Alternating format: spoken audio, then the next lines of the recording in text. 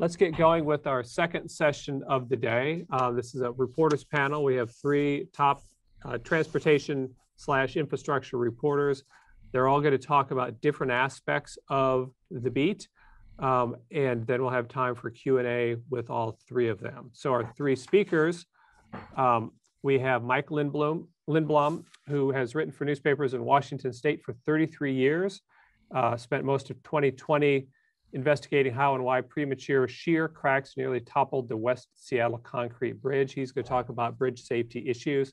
In 2015, he shared the newspaper's Pulitzer in breaking news for a survival story on the catastrophic Squamish River mudslide. We have Keith Lang, who is an automotive regulations reporter for Bloomberg, where he covers automotive and transportation policy out of the DC Bureau. He previously covered automotive regulation for the Detroit News.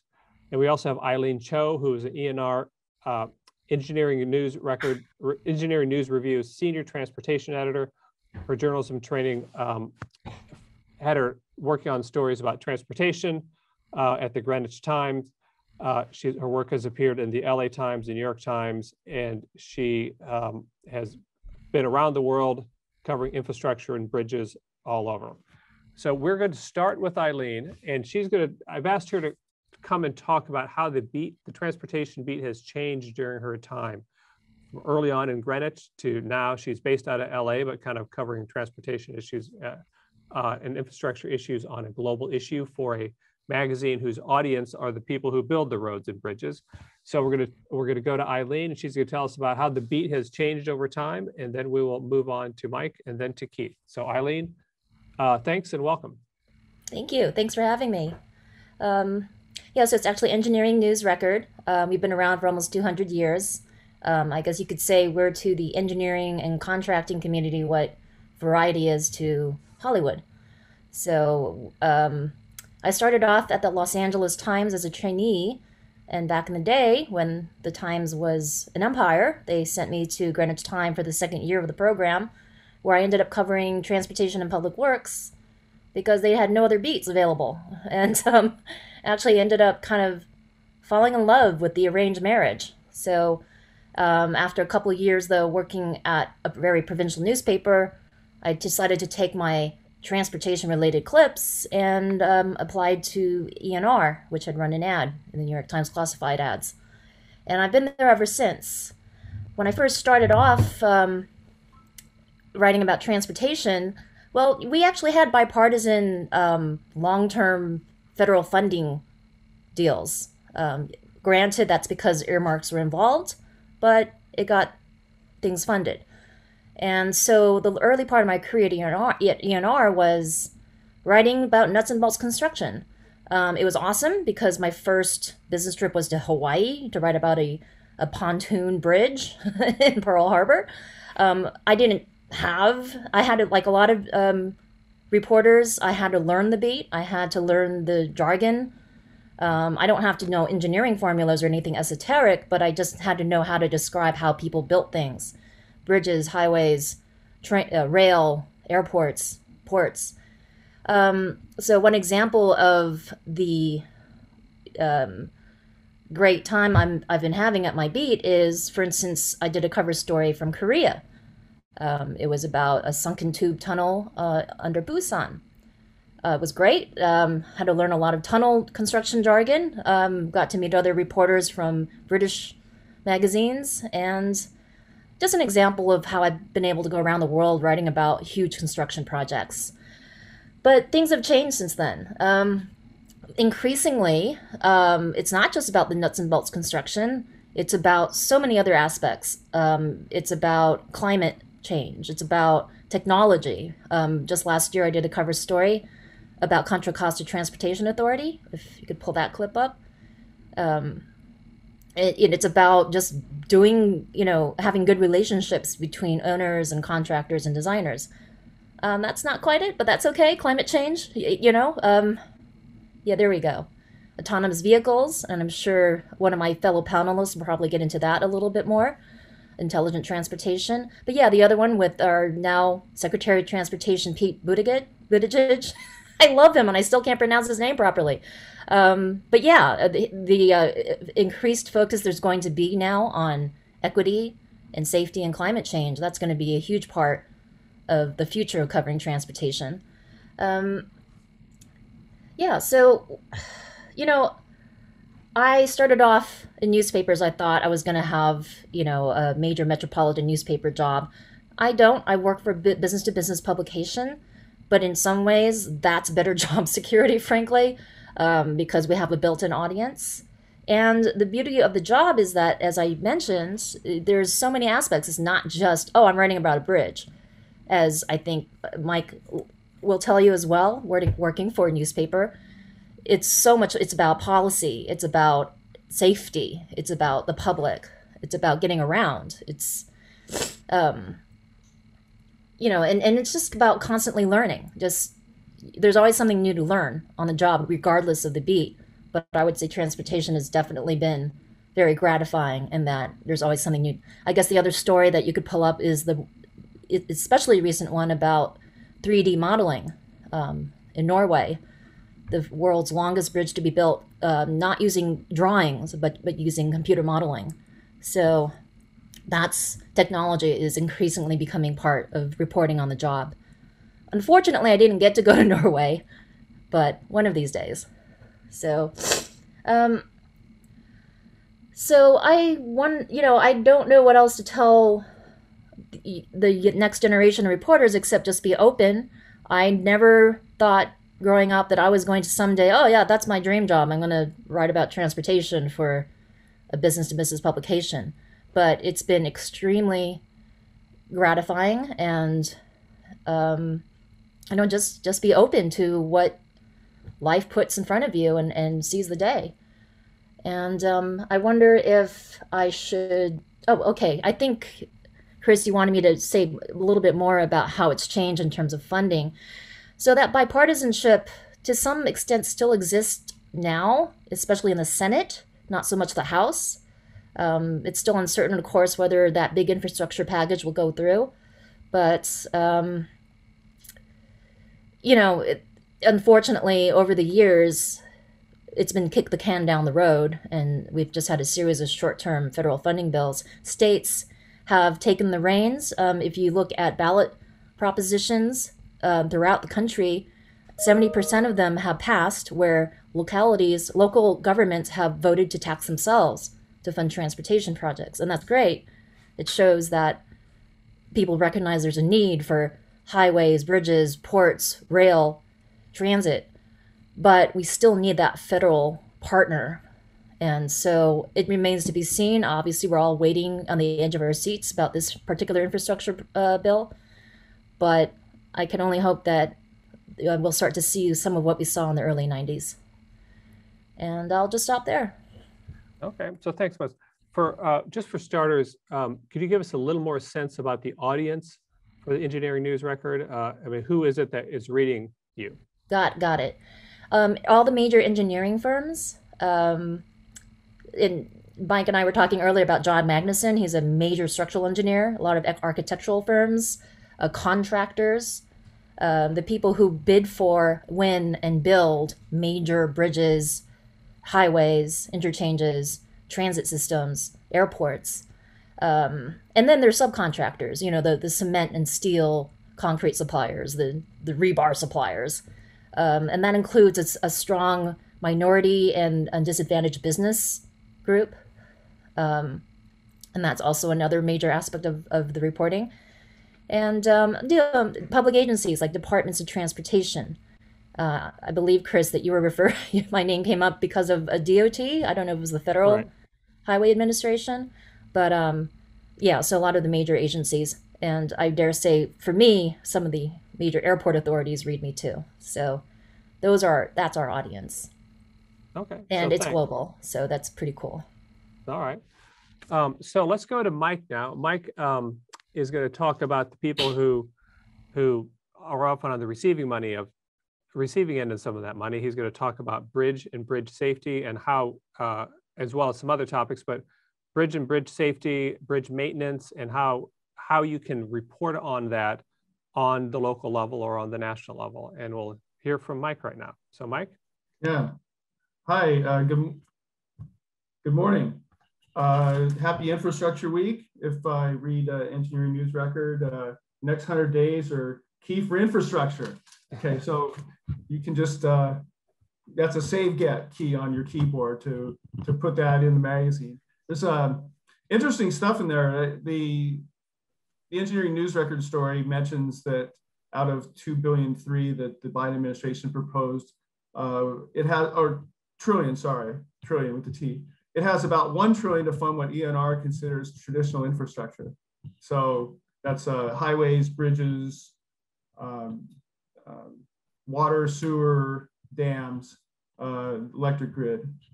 Anyway, there's a lot of flux right now. Things are unstable. I'm not as optimistic as Eileen that bipartisanship is going to win the day. The New York Times last week says the odds of a deal are a long shot, and the Democrats are not willing to even consider an increase in the gasoline tax to do the highways and bridges. They're going to try to, they're pounding their head against the Republican wall to try to get higher taxes on corporations and wealthier Americans. So you know, and there's a lot of socialism, daycare, childcare,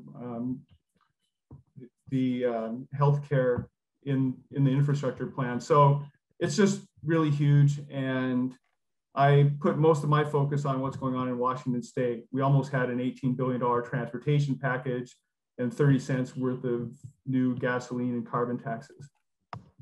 So what I've been working on the most though in 2021 is pushing preservation as the core issue that Washington State needs to take care of. After decades of neglect, preservation is finally sexy. There's the Washington Post, and I think at least one person will recognize that bridge in the among the fellows. That's the Interstate 5 Ship Canal Bridge in North Seattle. I used to ride across it in 1965 when I was 3 years old. Mother would take me there. We would ride in the back of pickup trucks to Sonics games. I drove a rickety school bus through there when I was in college with a bunch of ninth graders. Anyway, Washington Post puts that on their cover, and their premise was that many states will spend up to 3/4 of their money on new highways and not fix what they have. A few weeks before that story ran, I had my own story with a similar picture in the next slide. Same bridge, delayed repairs threaten Washington State bridges and highways. Washington State increased its gasoline taxes in 2003, 2005, 15, and 16 without putting away $2 billion that are needed to redeck and strengthen Interstate 5. The money to fix the deck of this bridge isn't coming until later in the decade. It's on the budget, but they still haven't paid for it. They still haven't done the work. This bridge needs about $300 million worth of painting, seismic work, and deck work. Okay, we'll hit the next one. So there's a shout out to Spokane. That's Highway 195 on the eastern side of the state. They have extreme winter conditions and hot summers and not enough preservation and maintenance investment. This bridge had to partially close. It's being braced temporarily while they fix all these girders. The image on the right is a close-up of Interstate 5. Interstate 5, you can see the deck is ruined. They just go in and do emergency repairs whenever they need to. Okay, then let's move on one more here. A colleague of mine, David Gutman, did this with me kind of looking over and back reading some of it. King County, Washington spends $4.7 billion a year on roads, highways, transit. And we spend more on transit than we do on highways. Very few, if any, regions in the US can say that. We spend, it's around 56-57% on transit. Okay, so let's move one more through here. I'm just going to show really quickly 3 sources that you can use to get data, get facts. to backstop stories that you might do on preservation, either from Washington, D.C., covering many states or covering a home state or a region. This is Bureau of Transportation statistics, and there are hundreds of different charts and measurements. Just do some web searches, look for things Federal Highway Administration, anything from how gas taxes are spent to the conditions of pavement. This is road condition. And if you can see this slide, you can see the third column, percent acceptable. Those out of 100%, that shows you that 80% of American roads are acceptable or 20% not acceptable. And then these measurements on the right are the International Roughness Index. So if a road is unacceptable, this last column, 171 to 194. The International Roughness Index says that if you have 170 inches or more of movement, your car bounces up and down, that's unacceptable in a mile.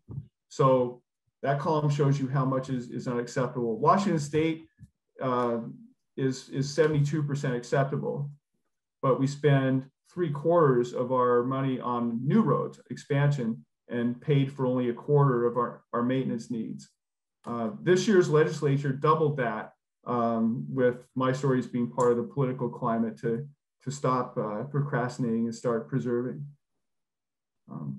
And this index, by the way, was in the Washington Post story. They use this as one of their two main sources of data, and you can certainly use it too. Okay. There's the next one. Let's hit the next one. National Bridge Inventory. This is something I go to quite a bit. We started using this after the Skagit River Bridge collapsed on Interstate 5 in 2013. I don't know how many of you worked with Excel and commas and converting them, but the raw data is on the lower left. It's commas, more than 100 categories. And you can convert this to a chart showing showing different characteristics of the bridge. So what I highlighted in green, you probably can't see it very well, but that's the superstructure. I just took the 8,338 bridges in Washington State, sorted them by superstructure condition with the lowest number or the worst on the top. So these are 2s, 3s, 4s. A 5 is slightly better than minimally acceptable. So anything that's under a 5 is probably in need of immediate major work. And if I look here, I can go down and I can see the third one, Southwest Spokane Street. Hey, that's in my neighborhood. I've got a story now that I can do off of that. That's one of several bridges that connect to West Seattle. And you can keep, if you know your bridges, you can look at this and really hone in on places to do a quick investigation or an enterprise story about where the needs are in your state. On the national scene, Biden and Buttigieg have talked about 10,000 bridges. I sent some quick messages and phone calls over there. Couldn't get an answer from those guys. They didn't even bother. And who knows what that means. I think it's just symbolic to whip up enthusiasm, and the states will probably decide what they do with some billions or millions of bridge money that they get later on, if it even happens. This final thing about the bridge inventory, it contains instructions how to convert this stuff into a readable Excel chart. And you have to read the 80-page guide to what all these categories mean. And a lot of other reporters have used this. Investigative Reporters and Editors IRE has some tip sheets, although I don't think there's any that are particularly fresh, but you can find help using the stuff. Okay, let's hit the next one. I think it might be the last one. State budgets. So Washington State is exceptionally good in gathering data, reporting budgets. This is something called LEAP, and there are multiple versions of it that are only read by a few people because it's arcane and there are so many versions of them. But you can learn some things if you get familiar with your state budget. This is a screen grab from 2010 that tells you the budget for the world's biggest tunnel. And you can just a couple numbers on here. One of the numbers is 325.6 million. That's the amount of money that Washington State spent in 8 years to argue and do preliminary design work, outreach, only a few dollars of that was ever used in the final tunnel. The governor threw out all of the options and chose a deep tunnel after this process was over, because otherwise you were going to get a highway that's much wider, 150 feet wide, right next to all the downtown towers and the waterfront. We did stories about how crappy that would be, and the governor finally got nervous and threw it out. Okay, so those are some quick ideas. I didn't talk much about my career path, but if folks have some questions, great, we'll go for it. Yeah, well, I actually, if we're going to Keith, I actually have two questions for you. One of those was on the first slide where you had the sources. You were talking about you're getting the data from bts.gov. What is BTS? It's a subset of the Federal Highway Administration Bureau of Transportation Statistics. And yeah, it's pretty hard to get people to talk to you about policy or even refer you to experts over there, but there's this wealth of data that you can use from the federal government and Bureau of Transportation Statistics. Okay, and then I do want to ask you a question about your kind of dealing with career path, but also dealing with infrastructure.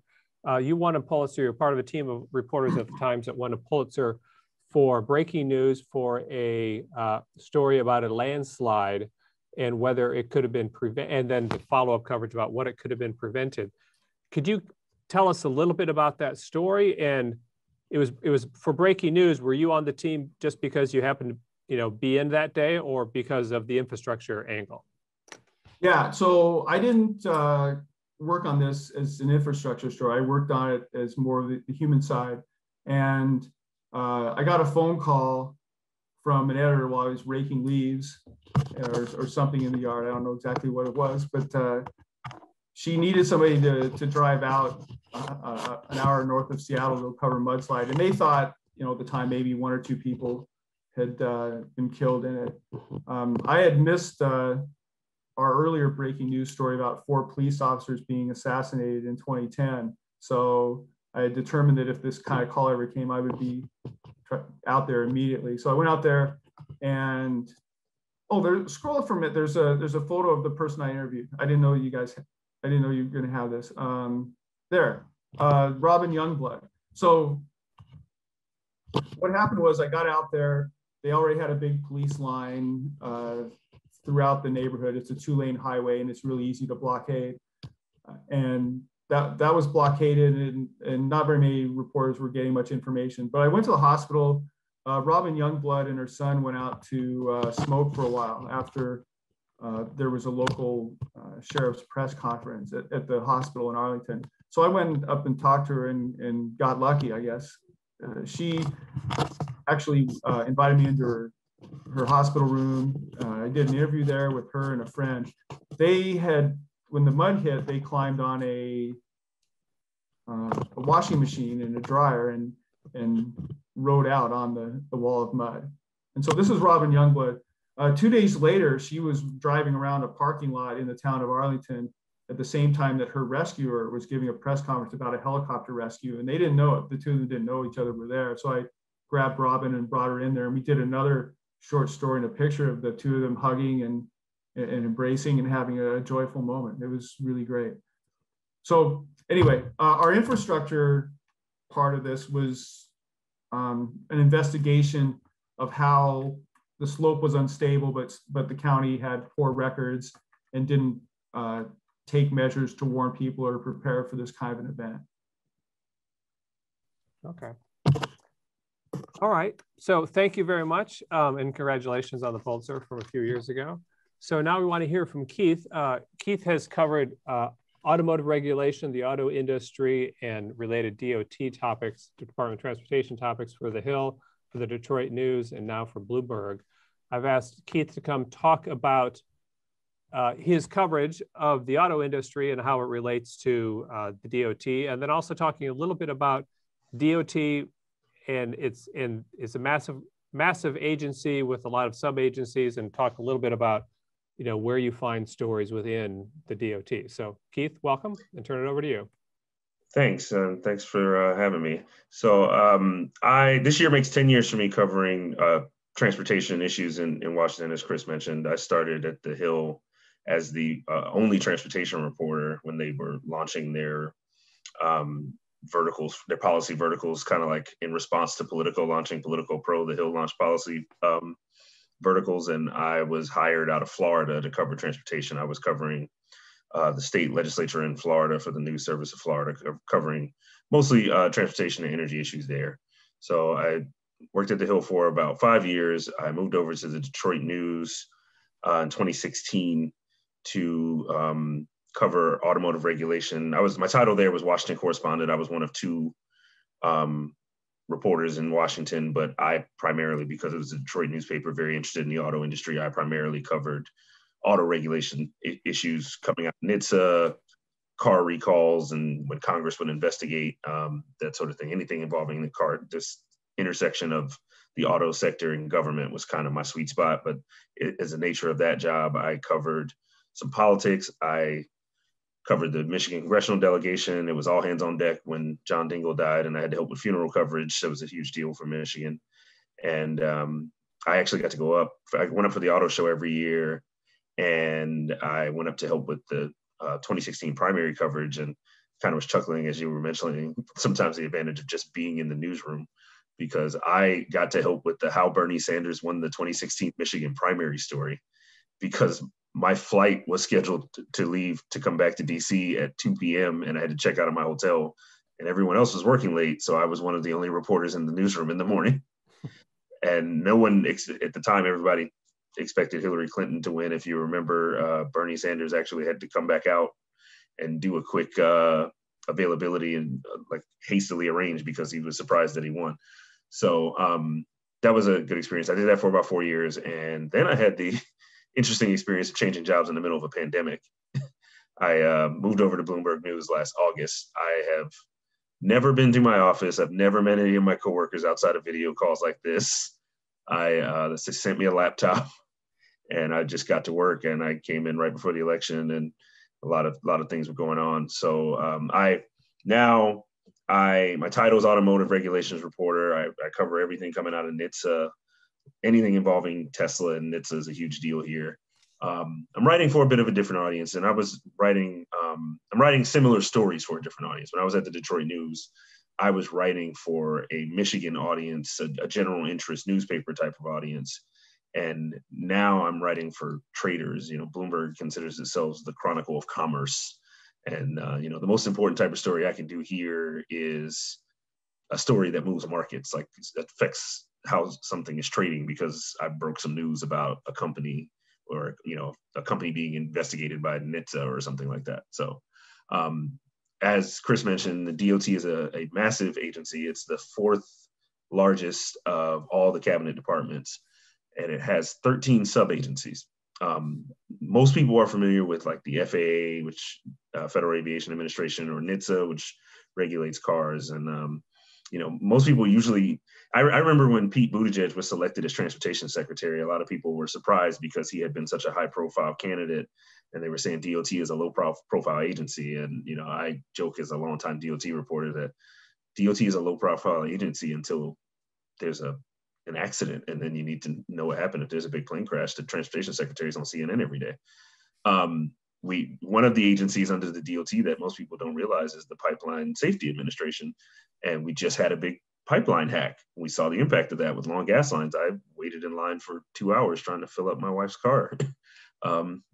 And I had to get premium because it was all they had. So these agencies are regulating all these facets of transportation, and they each play an important role in ensuring safety. So it gives me a wide net to cast to look for potential stories. So the way our setup here is, I'm a part of the regulations team.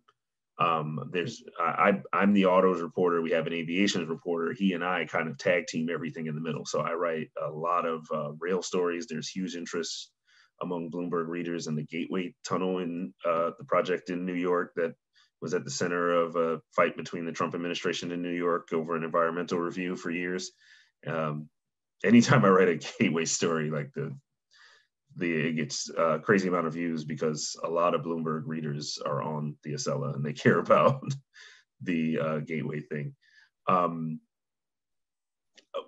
couple of issues that I'm following pretty closely here. One is the attempt to regulate autonomous vehicles. That's been an issue in Congress for a while. The DOT has released 4 different versions of voluntary guidelines for self-driving testing. It started under the Obama administration in late 2016, and then the Trump administration did 3.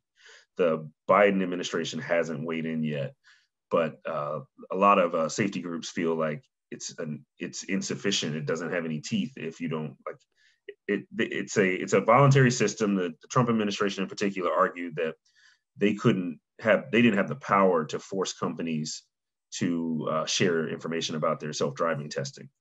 Because one of the things that's happened in the self-driving space is there were a lot of companies that promised to have self-driving cars around now in 2015, 2016. Like there were automakers that said they'd have a self-driving car ready for fleet use, like Uber or Lyft, by 2021. And now we're here in 2021 and the technology is not as far along as people had hoped. And one of the big hangups has been that there has been an inability to pass a bill in Congress to increase the number. So right now, federal motor vehicle safety rules, they're designed for traditional cars. They are written with a human driver in mind, steering wheel, pedals, that sort of thing. Car companies have to get exemptions to those rules, which are granted by NHTSA, to even test self-driving cars. And right now, under current law, each manufacturer can only request 2,500 exemptions a year. There's been an effort for 5 years to pass a bill in Congress, which would take that number gradually over a number of years up to as high as 100,000 vehicles per manufacturer, which is the type of scale that you would need to have it available for widespread fleet use and to ramp up testing beyond what's being done now. That bill was passed in 2017 in the House, and it has languished in the Senate since. It was recently introduced as part of the bill that was moving in the Senate to address the U.S.'s competitiveness with China, the Endless Frontier bill. And it ran into problems with safety groups again. The argument from safety groups is that we can't grant these exemptions until we have some concrete rules coming out of DOT for self-driving cars. And one of the biggest issues with self-driving cars is the liability question. I had a story about that I wrote recently. And I kind of chuckled when I read it back because I wrote a very similar story for the Detroit News in 2017. And the idea is that if 2 people are in a car crash, there's a system in place to determine liability. The police come out, they create a police report. The person that's liable can be sued if your brakes fail or there's a defect with the car. The company can be liable under product liability laws. And there's like an open question in the legal space of what happens if 2 self-driving cars collide or a self-driving car hits a person. Is the company responsible? What happens if it's a situation where a company, like your phone, you have to sometimes update your software. What if your car needs a software update and you as the operator of the car didn't download the update and then your car doesn't function in the way it's intended? And it's just it's an open question that comes up every time there's an effort to increase the number of self-driving cars that car makers are allowed to put on the roads. And it's really going to be tough to get that bill passed until that liability question is answered. And I did a story recently where I talked to some groups that represented trial lawyers and some safety groups and some groups that are advocating for self-driving cars. And some of the advocates were saying, well, it works like anything else. It works on the precedent. Like the first time there's a self-driving crash, a court case will be decided and that will establish precedent for the future. And the people that are opposed to the bill as it currently argue that you need to have firm rules in place to prevent companies like Uber or Lyft, just to use an example, from putting clauses into user agreements that will require cases to be settled through arbitration. It's a process called forced arbitration. And if that is the case, then an individual can't sue a company or you can't have a class action lawsuit. And that's been a big holdup in the AV space because safety groups are saying that you need to have it's an important check on automakers to know that if they make a faulty product, they can be sued. The other kind of areas I follow a lot are, I'm doing the infrastructure story. It's kind of like a 2-track thing for me because I write about the highway bill and the gas tax, as was mentioned earlier, and the traditional 5-year highway bill that Congress does and comes together and tries to negotiate. And that is, if there is to be an infrastructure deal to be had, it will be a part of it. But whether or not the Biden administration and Congress can reach a deal on $1 trillion infrastructure bill, Congress has to reauthorize the highway bill by September. That's the bill that allows the gas tax to be collected. And a lot of the infrastructure debate for the gas tax hasn't been increased since 1993. I recently interviewed Rodney Slater, who was DOT secretary when it was increased in the Clinton administration. And he pointed out that increase wasn't even initially tied to infrastructure. It was for deficit reduction, because he was pointing out that it was a different political world in Washington in 1983. So Congress increased, in 1983, voted to increase the gas tax as part of a debt reduction package. And it took it from 14 cents to 18.4 cents, with 1 penny going to something called the Lust Trust Fund, which is for underground storage, which is another thing DOT does. And I discovered the Lust Trust Fund during the last highway bill debate because Congress had to go take that money back to make up a shortfall in gas tax revenue. So just for perspective, as you read the stories about Biden proposed a $2 trillion infrastructure plan, Republicans came back with $600 billion, and they're up to $900 billion. The federal government typically spends on just formula money that is distributed to states through formulas by the DOT about $50 billion a year on the current infrastructure we have. The gas tax, as cars become more fuel efficient, brings in about $34 billion a year. And there hasn't been the political will to increase the gas tax or move to another system. So Congress, every time the highway bill comes up, just kind of scrounges around the couch and finds $80 billion or so to close the gap. One of the interesting things that's happened in this year's debate is that I have a story that it's in the works now. I was hoping to get it published today, but I need to finish some edits after this, finish responding to some edits after this. It'll probably be up this week, is about how the parties have kind of switched sides on the idea of paying for transportation with user fees. Because for years, Democrats have pushed to increase the gas tax and or eventually move to a system where drivers are taxed based on the number of miles they drive, it's called VMT, vehicle miles traveled. And Republicans argued that would violate their anti-tax campaign pledges. So they hadn't been able to come to any agreements on it. And the gas tax continues to lag behind the infrastructure needs because each generation of cars gets more fuel efficient. That's a problem that gets worse, not better, because you have car makers promising to go all electric in the next decade, and the Biden administration is saying we're going to put 500,000 electric car charging stations. Right now, fully electric car drivers don't pay any tax. So the mileage tax was supposed to be a way to encompass them as well. It ran into some early versions ran into privacy problems because they involved having a transponder in your car. I always thought that debate was interesting because we all walk around with phones in our pocket that know exactly where you went. I walked into Target recently and my phone told me you were last here 2 weeks ago. So the debate about that hasn't really kept up with the technology that has exploded in the last 10 years. But there's now universal agreement that the gas tax doesn't bring in enough money. And now you have Democrats that are saying, we should just raise taxes, which the previous generation of Democrats would have ran away from. The polling has changed on tax increases for high earners, at least. And you have Republicans. I have a quote in my story that's coming from Mitch McConnell, where he said recently that, user fees are the best way to pay for infrastructure, and the gas tax, like we've been doing, is the best way to do it. If he said that 10 years ago, you might have had a gas tax increase then, and it would have addressed some of these problems. So not only are the parties far apart on how much we should spend on roads. They're in different planets on how we should pay for it, which is another impediment to reaching a deal. I'll stop there unless, Chris, did you have any other questions for me? Okay, so if anybody has a question, raise your hand and we'll get to yours. So we got a couple here. We'll go to Orion first, then Arjun, and then, okay, that's what we got for right now. So Orion. Thanks. Orion Donovan Smith with the Spokane Review in Spokane, Yeah. based Hi, in Orion. DC. Yeah. Hey.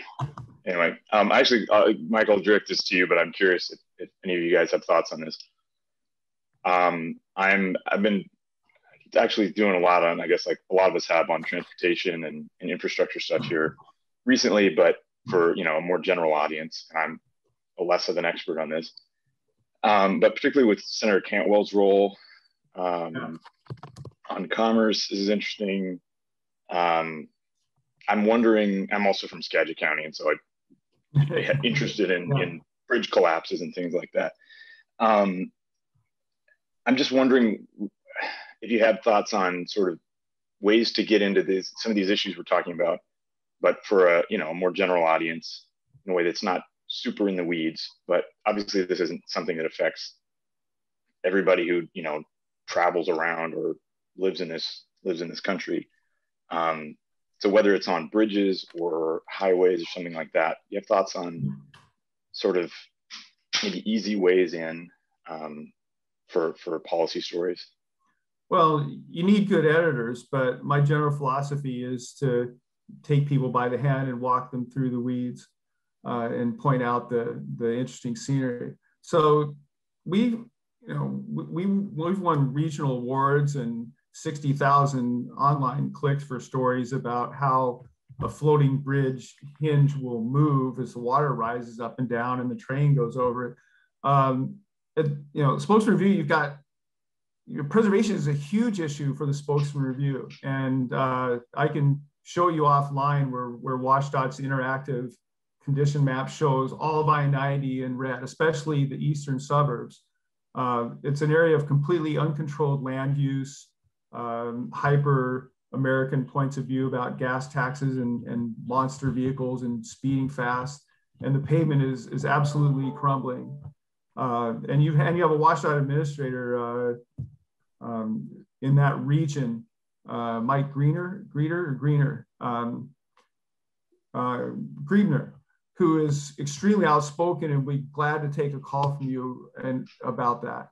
But when we have technical or difficult terms, we define them. I did an entire story about the West Seattle Bridge, what cracked the West Seattle Bridge, and the answer was creep, concrete creep.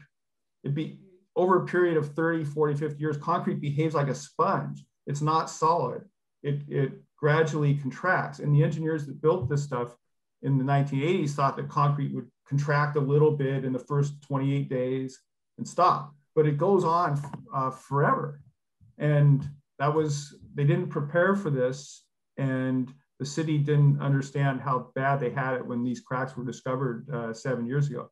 So, but you have to lead readers through that. And I've been doing transportation for 19 years, specializing in transportation. And our readers know what an expansion joint is. They know what creep is if they read regularly. They know what shear cracks are. And you have to walk them through it. And first you have to walk through your editors with it. But you can start at a pretty basic level in Spokane with just crumbling I-90 viaducts. KHQ had that. That's a KHQ picture of the 195. Okay. Will do. Thank you. All right, Arjun. Hey, I'm Arjun. I'm from the Washington Post.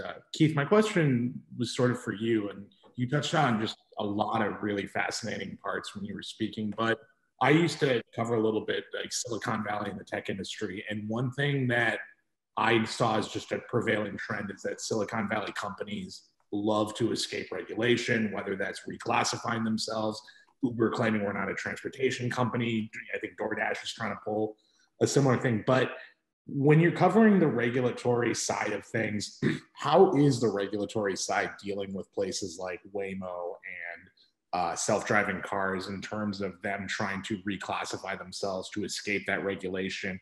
Because it seems like short of actual legislation that puts on the books specifically saying, if you operate a self-driving car in this manner, there's a lot of leeway for tech companies who are very good at escaping kind of these regulations through loopholes to get their stuff on the road. And you do see in like Mountain View, and I think in Las Vegas, they have self-driving cars already driving around. So I guess just from like your reporting and your experience, how is regulatory agencies trying to grapple with that short of having legislation on the books to deal with it? Well, the short answer is they're not at the current moment. That one of the most interesting things about that space to me, when I was at the Detroit News, we did a lot of stories about it. It was like a competition between Detroit and Silicon Valley about who's going to make the cars of the future. And a lot of it a lot of these things ended up being partnerships because, car companies know how to make cars at scale, and they've been doing it for 100 years. Tech companies are designing the software faster, designing the technology faster. So I think a lot of it is going to end up being partnerships. You saw like Uber partnered with Volvo, for instance, on their self-driving car testing. It's like everybody started kind of pairing up. But I actually spoke to someone in that story I wrote about liability issues recently that kind of made the same point you were making. And she said, she said that if this was just an issue of the traditional car makers, Congress would have already worked out this liability stuff and they would have passed a bill, because she said it kind of in a funny way. She said, car companies are used to being sued. Like if you're GM and you make a faulty ignition switch, you're going to get sued. Everyone knows that. And they're fine with that. But the new entrants into the space are the ones that are really trying to avoid any sort of litigation. And that's kind of that tension is what's holding up this bill that everyone says is the key to the expansion of self-driving cars. And I don't know that it can be solved. Like the argument from the safety groups I talked to is that Congress has to do something, or NHTSA has to do something, because these cars are already being tested, and we can't pass this bill to let them put more cars on the road until we have some firm rules. That argument hasn't been persuasive yet. There's no bill, there's no firm rules. And but because it's at a standstill, there's also a cap on the number of cars they can put on the road. They can only, each manufacturer can only apply for 2,500 exemptions to the rules that require your car to have a human operator per year. And that is enough to do some testing. They do testing in Pittsburgh, they do it in Arizona, they're doing it in Vegas.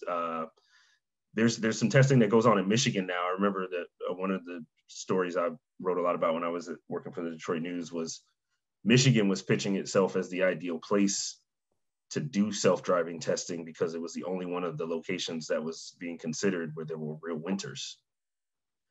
And they were saying that, like, you need to know how this car is going to operate in snow and when the roads are icy. You can't get that in Arizona. So they ended up doing some self-driving testing at a facility in Michigan, and there's still just not, it seems to be urgency to get these regulations in place, in my experience. I've been writing about that issue with the liability since 2016. Can I ask a quick follow-up, Chris? Sure. Oh. Yeah. So do you think that, are we heading to a point where, similar with like Uber and Lyft basically forced themselves into metropolitan areas and then to hit a point where the government said it's already too ubiquitous and we can't just ban it now? Is self-driving kind of trying to force their way into that space to get to a point where it reaches a certain threshold, whether that be like there's a lot of public support behind it, or they're even getting people into using these vehicles? I mean, is there a chance that they could force their way into a space that the government now says, well, we have no choice but to allow it and sort of work around what they've already done? There's probably, that could happen, but I think it would be difficult with the cap I mentioned. Like, they just can't get enough cars. Like the number of cars Uber operates is way more than 2,500, and that's the most self-driving cars that they can do per year. So I think one of the most interesting aspects of that whole debate is I've done some stories about the impact of the economy as well, because like gig workers, the whole gig economy. Everybody talks about how great that is. And trucking is one of the highest paying jobs that doesn't require a college degree at this point. And those are the industries that are going to go away first if this technology really gets going. So, and no one's had a good answer for that either. Yeah. So Keith, when self-driving autonomous vehicles are on the road, will you get into an AV cab or get into an I've been in yourself? one. I've been in a self-driving car on 395 in the Washington, D.C. area, which was the scariest thing I ever did, and also very cool by the end of it. I got in one of the Cadillac cars with the Super Cruise feature, so it wasn't fully self-driving, but it did have an autonomous mode, and so I got in. I got to do a media ride along, or I was actually in the car. I got to drive that one, and we crossed over the bridge, the 14th Street Bridge, and I remember so part of the way the Super Cruise works is it's basically like a supercharged cruise control. You have to be perfectly in your center lane to do it, and it turns off when it will turn the car back over to you when it senses there's a curve. So I was able to drive, for anyone familiar with the DC area, from the 14th Street Bridge all the way down to the Beltway, which is about 10 miles, hands-free. As long as the car stayed in the lane. And one of the things, at first, I tried to activate the mode and it wouldn't come on. And I was like, I am in the middle of the lane, but it has to be perfect. And so when finally it buzzed that it was available, and the Cadillac employee that was in the car said, "Take your hands off the wheel." And I'm in the middle of 395, and I did. And it freaked me out. But by the time I got to the end of 395, I was like, this is really cool. And the next time I did a long road trip, I was like, I wish I had that feature. So I ended up writing a first-person article about it, which was really weird. So my editor was like, you should describe your experience. And I've been a journalist for almost 20 years. I don't know how to write first person.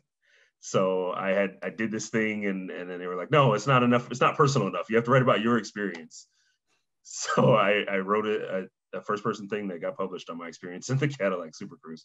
I'll place it in the chat. So okay, thanks. They can see it. That is the only time I've been in a car that would qualify as any. So one of the toughest things about writing about self-driving cars for any sort of non-techie audience is like DOT and the Society of the SAE has agreed upon a scale of automation. So like the Tesla cars that always end up in the news with autopilots are not considered fully driving by DOT, fully self-driving. They are they're at a 2, which is like driver assist on a scale of 0 to 5. So I always have to find ways to reference that scale in stories without saying level 4, level 5, which is what everyone you talk to in the AV space talks about. The fully self-driving cars are level 4 and level 5. The car I was in would have been like a 3 because it's still like the 4 and 5 cars are the ones where the human doesn't have any responsibility.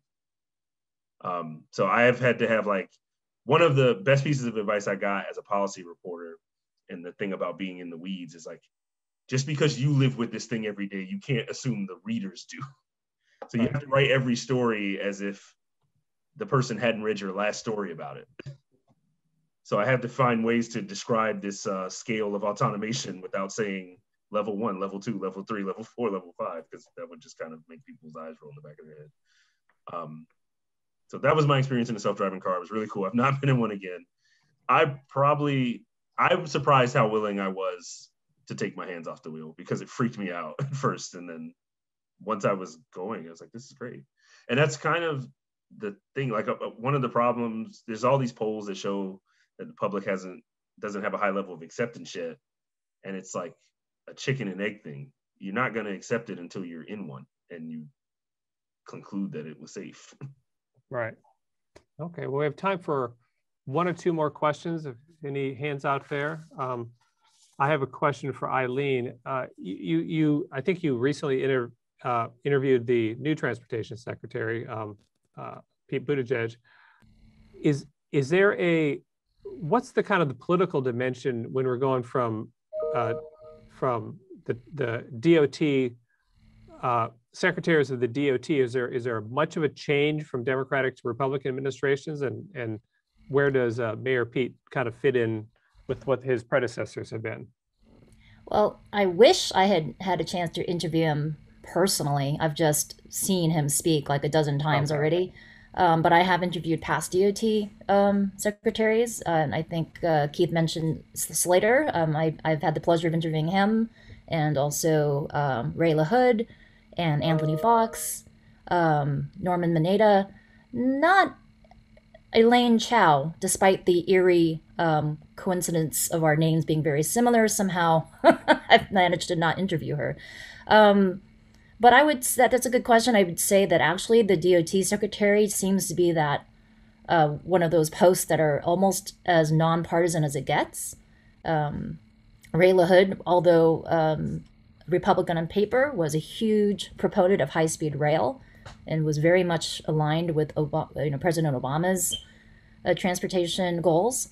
And I mean, Elaine Chao, maybe she was a little bit more partisan than most, considering who she's married to. But yeah, in general, I would say that the DOT secretaries have been all fairly along the same lines of wanting to get more transportation funding, wanting to expand the network, wanting to be multimodal, trying to, I think Secretary Pete is certainly, there were a lot of people who initially in the engineering and transportation world were like, but he has no,